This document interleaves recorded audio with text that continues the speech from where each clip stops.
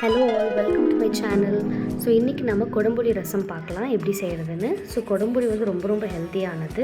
Instead of நீங்கள் normal புளி tamarind use பண்ணுறதுக்கு பதில் கொடம்புளி ட்ரை பண்ணி பாருங்கள், ரொம்ப டேஸ்டியாகவும் இருக்கும். ஸோ இதுக்கு நான் கொடம்புளி வந்து ஊற வச்சு எடுத்திருக்கேன். ஸோ இதுக்கு தேவையான பொருட்கள் பார்த்திங்கன்னா, மிக்ஸி ஜாரில் பூண்டு ஒரு உங்களுக்கு தேவையான அளவு பூண்டு எடுத்துக்கோங்க. அப்புறம் சீரகம், அப்புறம் மிளகு உங்களுக்கு தேவையான அளவு, அப்புறம் மிளகா இருக்கு இல்லையா, பச்சை மிளகா உங்களுக்கு தேவைன்னா காரத்துக்கு ஏற்றாப்புல ஆட் பண்ணிக்கோங்க. நான் இப்போ ஆட் பண்ணல, தாளிக்கும் போது போட்டுக்கலான்ட்டு. ஸோ இப்போ வந்து ஒரு கொத்து வந்து மல்லி இலை ஆட் பண்ணியிருக்கேன். ஸோ இதெல்லாம் மிக்ஸி ஜாரில் அரைச்சிக்கலாம். இப்போ கருவேப்பிலை, அப்புறம் கடுகு, அப்புறம் சிவப்பு மிளகாய் கொஞ்சம் போட்டு எண்ணெயில் போட்டு வதக்கிலாம் பொரிச்சிடலாம்.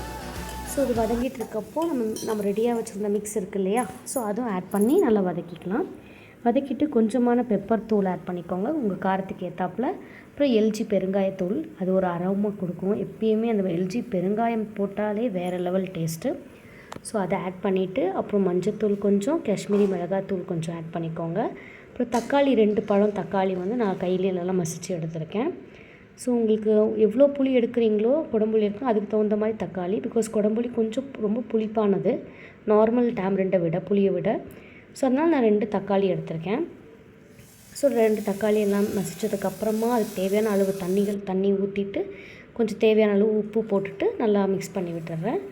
ஸோ இது பார்த்திங்கன்னா, இந்த கொடம்புளி வந்து most of coastal regions, Kerala and Coorg, Karnataka ஏரியாவில் கூர்க், உடுப்பி, குந்தாபுரா இந்த மாதிரி ஏரியாக்களில் வந்து அதிகமாக செய்வாங்க, யூஸ் பண்ணுவாங்க.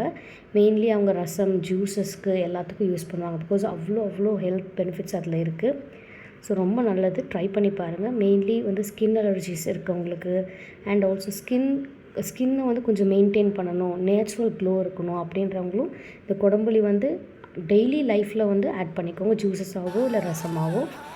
So thank you so much. நீங்களும் ட்ரை பண்ணுங்கள். பாய்.